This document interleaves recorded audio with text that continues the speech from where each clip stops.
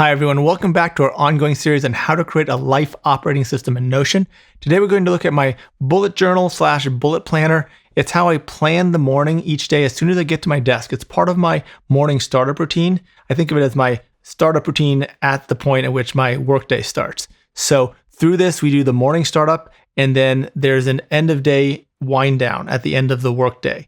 And this is the two bookends to the workday, at least Monday through Friday.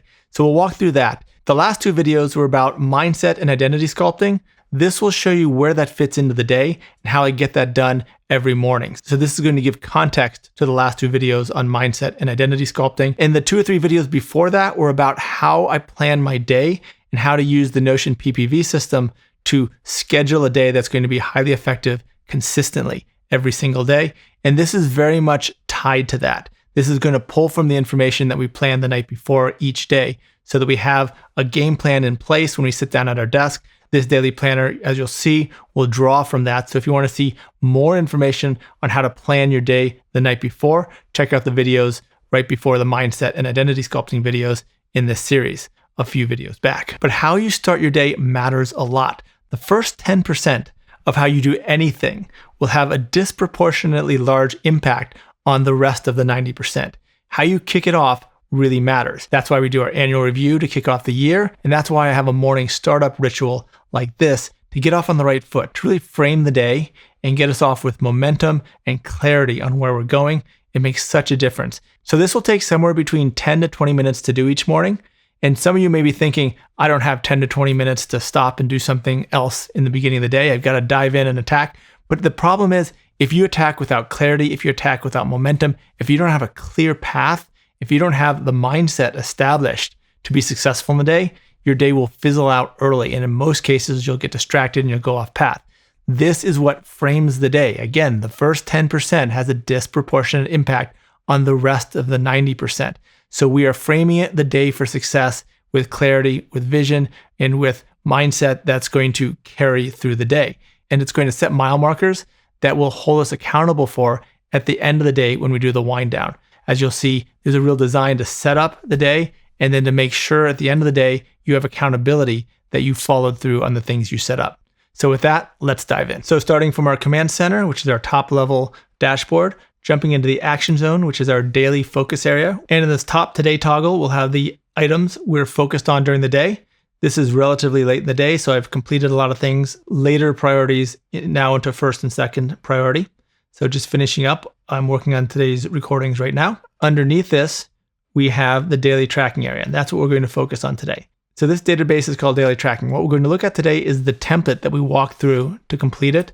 But if you want to see the higher level database and how the database was built, check out the previous video I did a while ago called Daily Data Tracking in a Notion database. It'll show you the high level structure of the database and what it looks like in table view when you're looking at aggregate data over time. But today we're going to look at what the template lays out for us and how we go through the morning startup routine. So this is already started because it's currently late in the day, but let's say it's early in the morning. We're applying a new one. We'll hit the blue new button. We'll enlarge it. We'll apply the template. Since I'm creating this from a filtered database view, filtered for today only, the page we just came from was filtered for date is today only. And so when I delete this, when I hit new, since it's filtered for today, it's automatically going to apply today's date. It's going to apply the template. I'm going to type the title in. Since the title can't be a formula or anything other than text field, I'll have to type that in manually, but I'll just take the date that's already there and type in that date as the title. It'll, as a formula, define today as Monday or whatever day it is. Then all I have to do is connect it to the weeks database, so it'll roll up for a weekly review. I always put the 2 arrows in for the current week, so I'll just click the 2 arrows, makes it easy to find. Our weekly review talks about how this becomes useful and how all the information we're about to enter will automatically roll up to the weekly database and therefore be available for the weekly review. And the same thing again for the monthly review.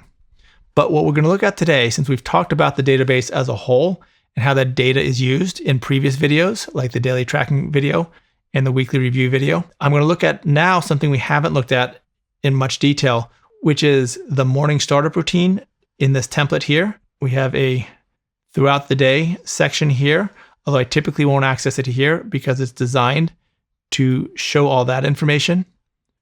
right here. So we have that box right here. I'm doing a duplicate just to show you how I did it from scratch, but you'll check off the habits in the habit tracker here as you go through the day. Then we come back into the one we created, which again would be the only one for that day, just one each day. And then at the end of the day, we have an end of day wind down. Now let me walk through this because there's some clever design elements that make it very fast and easy to do. First of all, daily startup stats. I am not entering anything up here. There are actually a lot of properties here. I'm not entering any of them up here. I've collapsed them. You can hide properties by right-clicking and choosing hide property. You can make it hide when empty or always hide. I have some of the formulas set to hide when empty so that when they're calculating based on entries they make, they will then appear at the top. But for the most part, they're all hiding permanently so that we don't see them at all and they're hidden in just a tiny little stack up here of the ones we need. So I've got a database here, which is the daily tracking database. That's the database we're in, and it's filtered for today. Date is today, which is the date of the page we're in. So this is a filtered slice of the database we're in, filtered for the actual page we're in. And what that does is it lays this out here so that with the property settings, you can choose what's on and you can choose what's off. So for the data that I enter, first thing when I sit down at my desk, I have this filtered to show me all and only that data for the same day we're in. So instead of entering it in the property fields up here, I'm going to enter it here, but it's going to be set up to enter very quickly. So I typically have the hour I go to sleep at night and the minute. I'll enter them separately so that it can calculate a fraction. But this is designed for data entry. So I'm not showing the calculation here. Once I enter the time to sleep, I went to bed at 9, that's the hour, and then 45, that's the minute, 9:45. Now this to sleep calculation just appeared, and it's calculating the time I went to bed as a fraction because I entered 9:45, and now this formula is going to calculate that as 9.8 because 45 is 0.75 and it's rounding to 8. So I woke up, let's say at 6:55. Now this wasn't here a second ago. This just appeared because now it's populated. And this is the calculation of this. 6:55 is 6.9. I do that as fractions both because it's faster to enter, hour tab, minute tab, hour tab, minute tab, and because I can then export this and graph this in a spreadsheet. It'll graph fractions much easier than it's going to graph time periods. The only catch here is if you go to bed after midnight and it's 1 or 2 a.m., enter it as 13 for 1 a.m., 14 for 2 a.m., and so forth. Then I enter my sleep hours.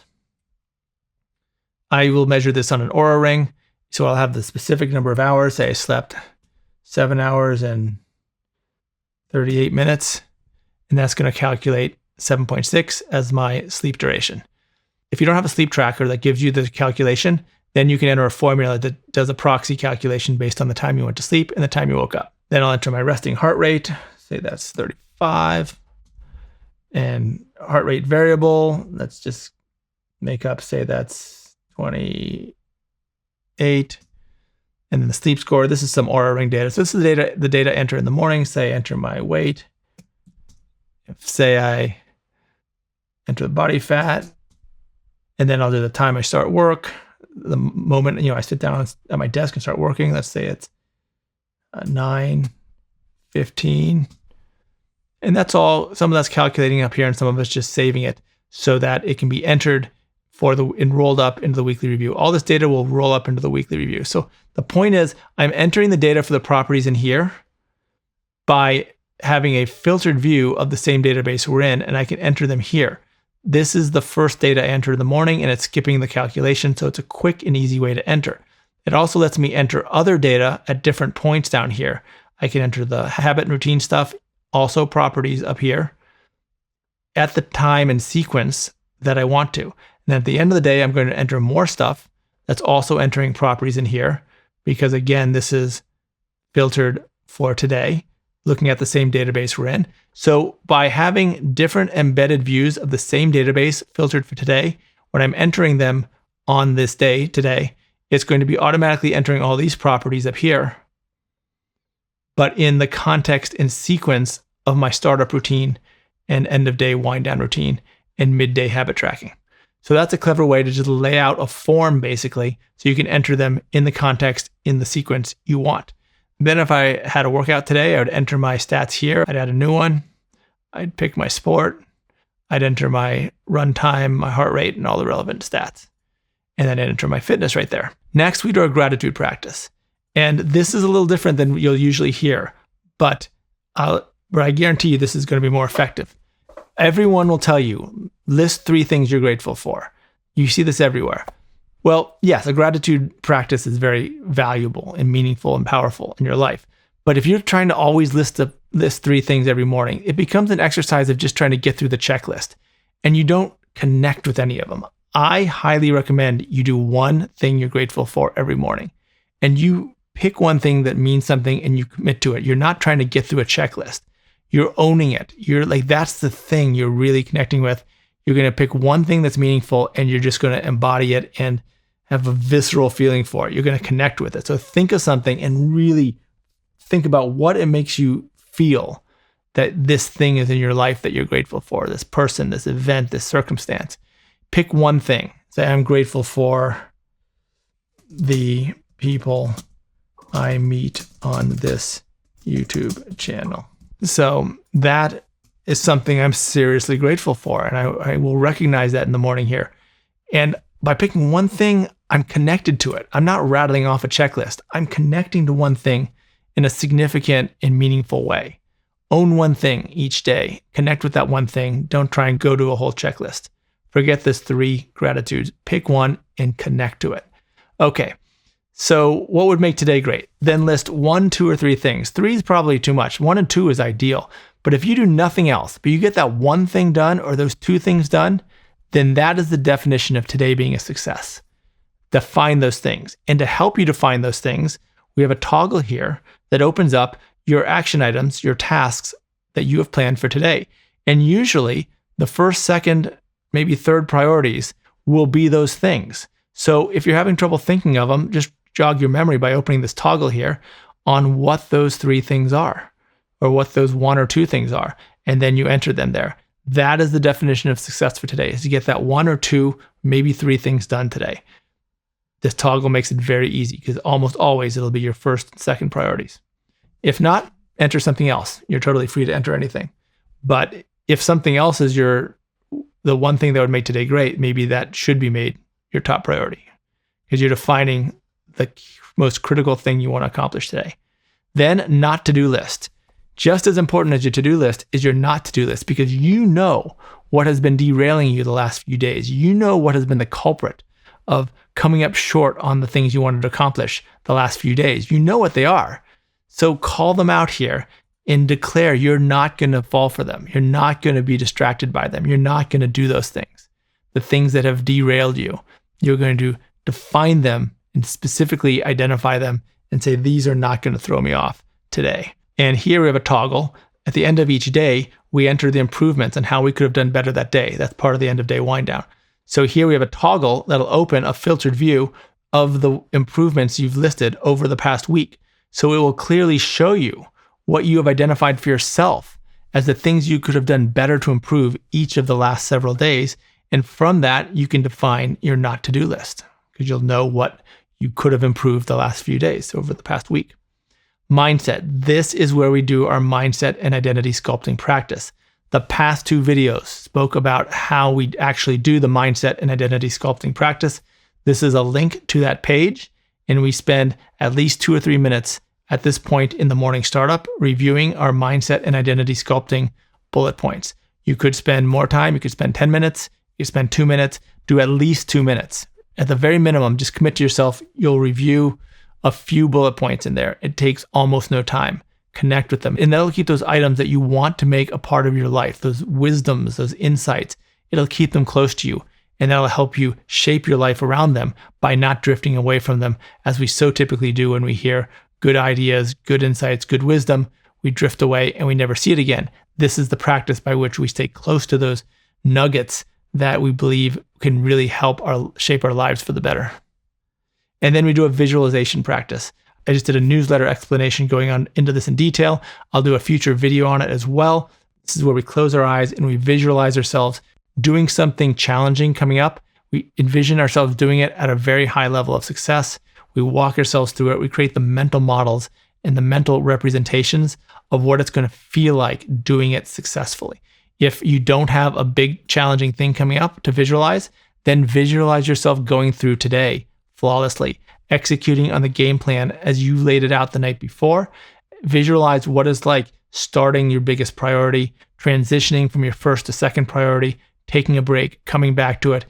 Design a mental path, a default pathway that's ingrained, that you have neurons connected because you visually walked through and felt it in a very visceral and tactile way. Close your eyes and walk through the day executing flawlessly. It'll help create a default path for you. I'll do more on that in the future. We'll get into that in greater detail. Then I personally have two things I want to check. If there are things you need to check at the morning, this is the end of the morning routine. The next one is the midday process. So there are two things. Every morning I check the Learning Center questions, which is the Learning Center for my Notion PPV course. There's a place under all the training videos that anyone can ask questions. Every single day, I answer every single question that anybody has going through the training program. So right here, I will take that link, go to the Learning Center, and answer all questions from everybody going through the course right now. Everybody gets a direct answer on every question from me, and then I'll check that off as done. And then I'll check the Year Zero Collective. That's the online community. If you're interested in either the course or the community, that's all available at yearzero.io. But I'll go to the community, answer any questions in the community, engage in any conversations that are going on in the community that I have something to add to, which is common and often. I'm often diving into discussions there. So I will then dive into conversation in the community and check that off. So I'm super active in those two areas. That's why I make them check boxes for every day. I actually do these again later in the day as well. But at the very beginning of the day, I'm in there contributing, answering questions. But the point is, whatever you have to make sure you do every day, every morning, with links to easy access for those items. Then I'm done with the morning startup. Throughout the day, I have this habit tracker. I'll be checking these off. At this point in the morning, if I've already finished some of them, maybe I've meditated, maybe I had an early morning workout, I'll check them off. And anything I've done already at this point, I'll check off.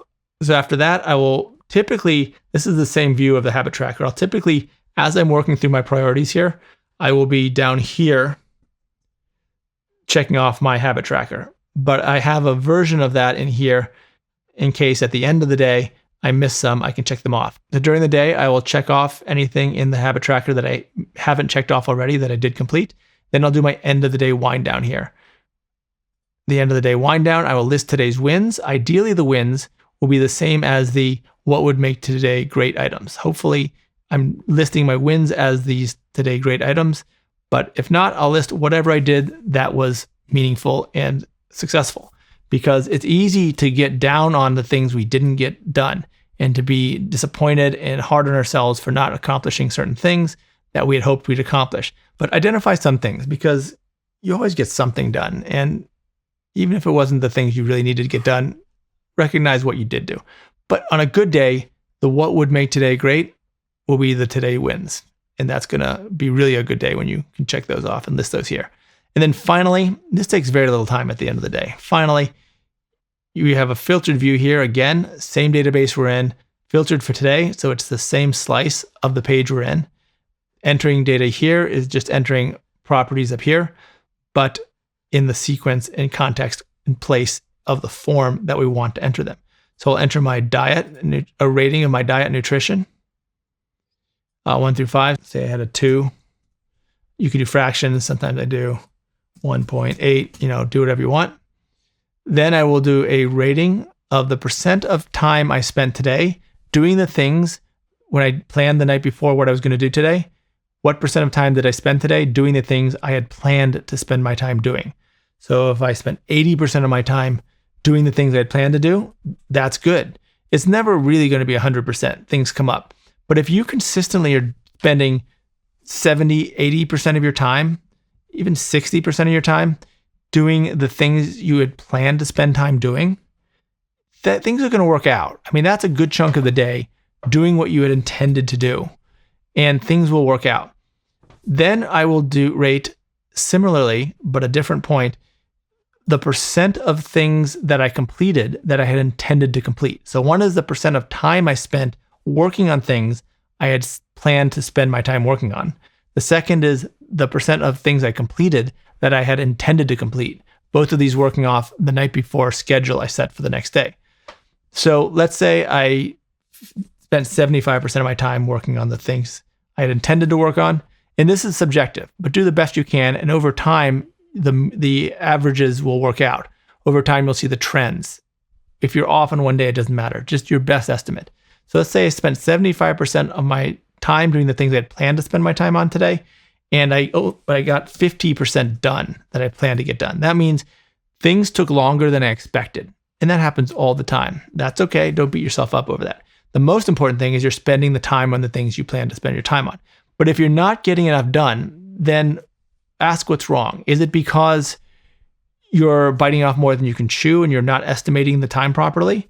Or is it because you're taking too much time to perfect things that really you should have called it finished earlier?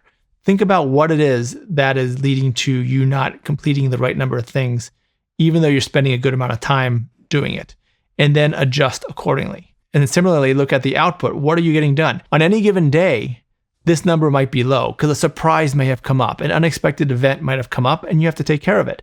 And then you didn't get the things done and you didn't spend the time on the things you had planned to. That's okay. But if that's happening day after day, if you have many days in a row with 30 and 40% on these, you got to ask yourself, why am I consistently not delivering on the things I set out to do? Again, any one-off, two-offs, that's going to happen. Things come up, but it shouldn't be consistent time after time. So if you're consistently under 50%, ask yourself why. 70, 80% is actually quite good. Don't beat yourself up if you're not getting hundreds. Nobody gets hundreds. But, this is going to give you a reality check at the end of the day. And then the key thing is you're going to look at this over time. In the table view, you'll see all the days lined up and you'll see the trends. And then you ask yourself, overall, am I performing effectively at doing the things and accomplishing the things that I'm setting out to do each day? And then at the very end, the last thing you do is you enter a text description of what you could have done better to have these numbers higher. Faster transitions between tasks. Start earlier. Whatever it is you could have done to better improve on these numbers, you enter here. And again, in future days, when you make your not to-do list, these are going to roll up in the toggle underneath here. And all of these that you've entered in sequence, in context, are all going to be entered under properties up here.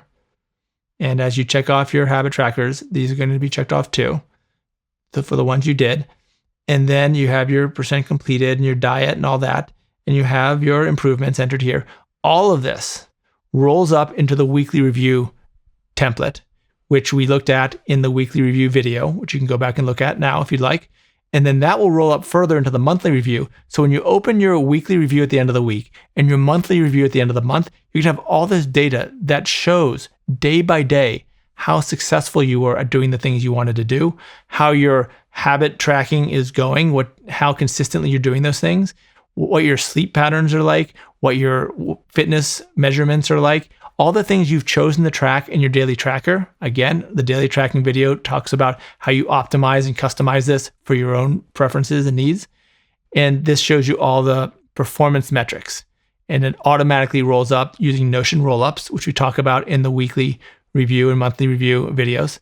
And it all rolls up, so it's all there. But this walks you through a startup routine that's highly effective at entering your data, defining your gratitude, defining what's going to make today effective, and then tracking your habits through it, doing your mindset visualization, which is going to set you up on that right track that's going to help you execute on that day, every day, consistently, and then evaluate how things went at the end of the day, which is both useful for the end of the day understanding and even more valuable as you look at the weeks and months in aggregate. So this is really a nice companion video to the daily tracking video we did earlier, but also dovetails very tightly with the habits and routines video, the mindset and identity sculpting video, the daily planning video from a few videos ago, and the weekly and monthly review videos. So this bullet planner and morning startup template in the daily tracking database really connects to a lot of pieces throughout the system.